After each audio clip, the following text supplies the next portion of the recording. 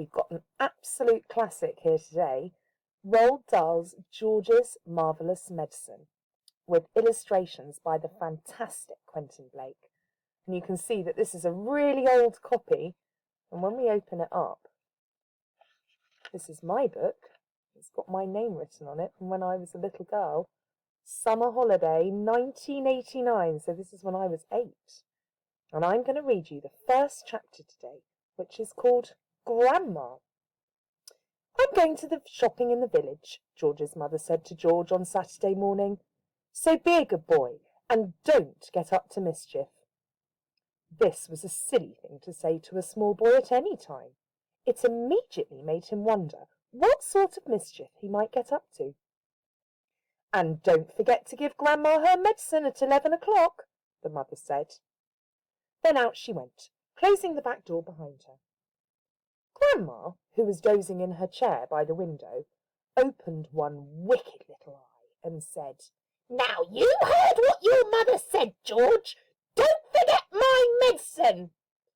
No, Grandma, George said. And just you try to behave yourself for once while she's away.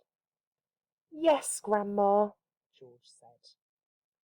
George was bored to tears. He didn't have a brother or sister. His father was a farmer, and the farm they lived on was miles away from anywhere, so there was never any children to play with. He was tired of staring at pigs and hens and cows and sheep. He was especially tired of having to live in the same house as that grisly old grunion of a grandma. Looking after her all by himself was hardly the most exciting way to spend a Saturday morning. You can make me a nice cup of tea for a start, Grandma said to George. That'll keep you out of mischief for a few minutes. Yes, Grandma, George said. George couldn't help disliking Grandma. She was a selfish, grumpy old woman. She had pale brown teeth and a small, puckered-up mouth like a dog's bottom. How much sugar in your tea today, Grandma? George asked her.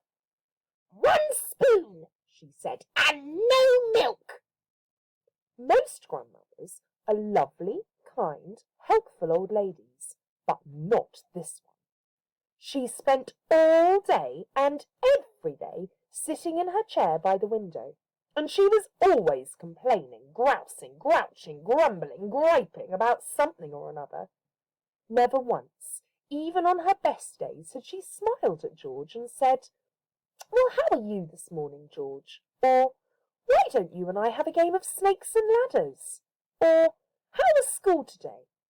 She didn't seem to care about other people, only herself. She was a miserable old grouch. George went into the kitchen and made Grandma a cup of tea with a tea bag. He put 1 spoon of sugar in it and no milk. He stirred the sugar well and carried the cup into the living room. Grandma sipped the tea. It's not sweet enough, she said. Put more sugar in. George took the cup back to the kitchen and added another spoonful of sugar. He stirred it again and carried it carefully into Grandma. Where's the saucer?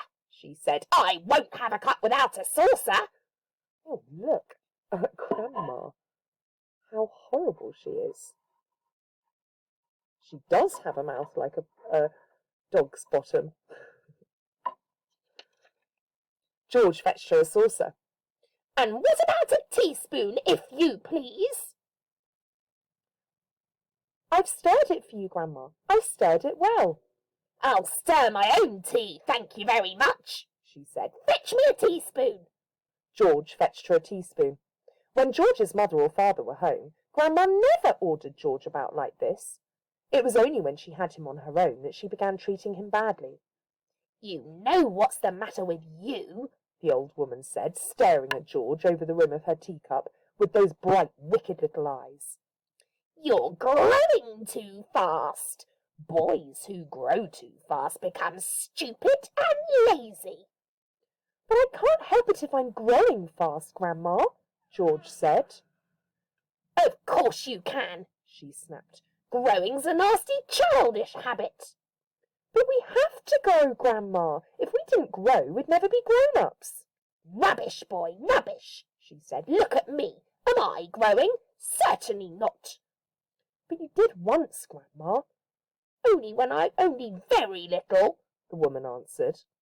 I gave up growing when I was extremely small, along with all the other nasty childish habits, like laziness and disobedience and greed and sloppiness and untidiness and stupidity. You haven't given up any of these things, have you? I'm still only a little boy, Grandma. You're 8 years old, she snorted. That's old enough to know better. If you don't stop growing soon, it'll be too late. Too late for what, Grandma? It's ridiculous, she went on. You're nearly as tall as me already. George took a look at Grandma. She certainly was a very tiny person. Her legs were so short she had to have a footstool to put her feet on, and her head only came halfway up the back of the armchair. Daddy says it's fine to be for a man to be tall, George said. Don't listen to your daddy, Grandma said. Listen to me. But how do I stop myself growing? George asked her. Eat less chocolate, Grandma said. Does chocolate make you grow? It makes you grow the wrong way, she snapped. Up instead of down. Grandma sipped some tea, but never took her eyes from the little boy who stood before her.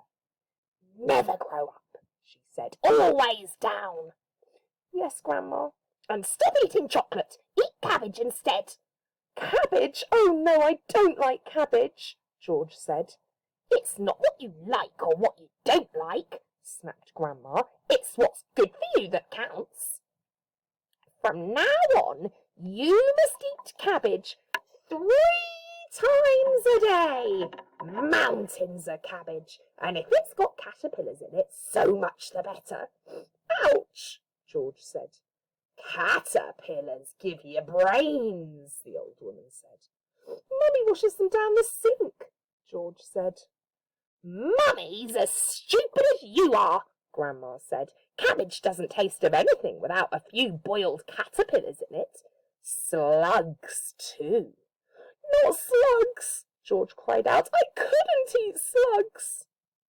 Whenever I see a live slug on a piece of lettuce, Grandma said, I gobble it up quick before it crawls away. Delicious! She squeezed her lips together tight so that her mouth became a tiny wrinkled hole. Delicious, she said again.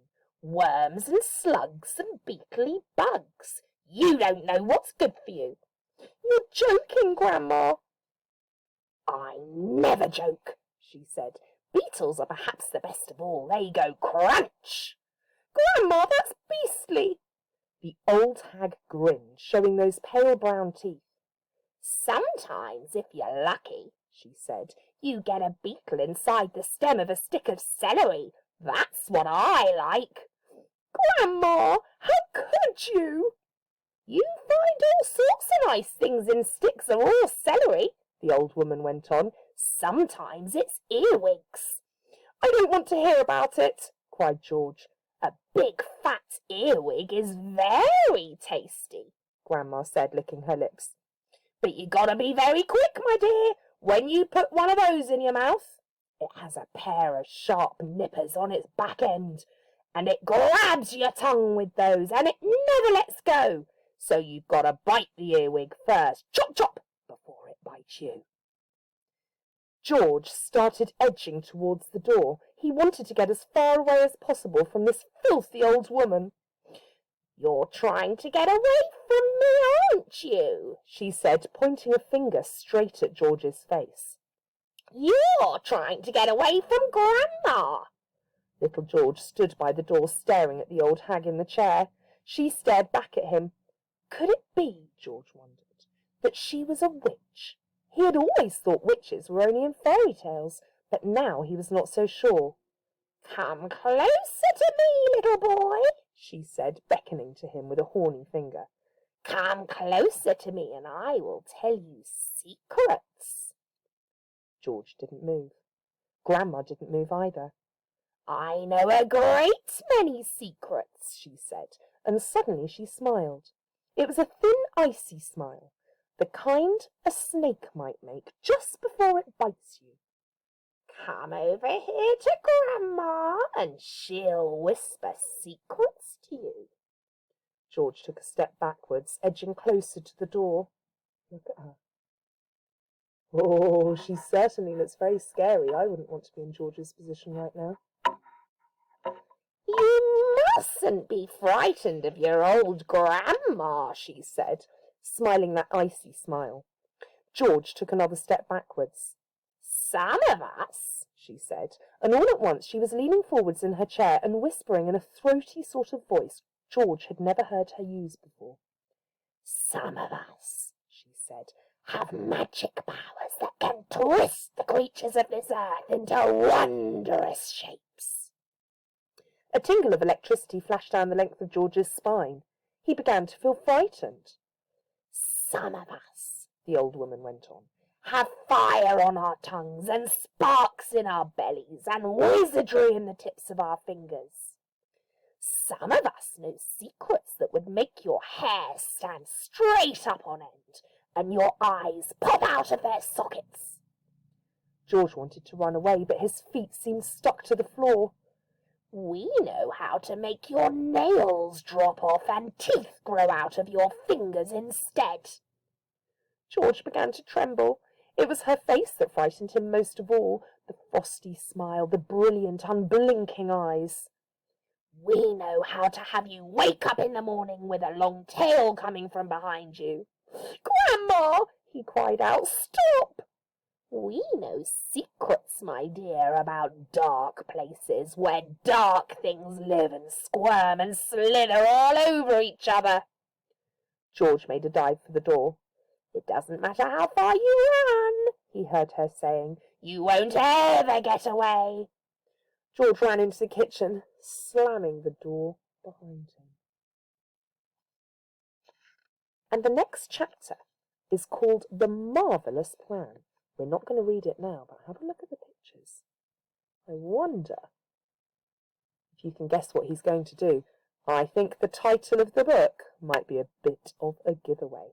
I hope you managed to find a copy of George's Marvellous Medicine in your local library, and then you can read the rest of the book to yourself and take a quiz on it. See you next time. Bye-bye.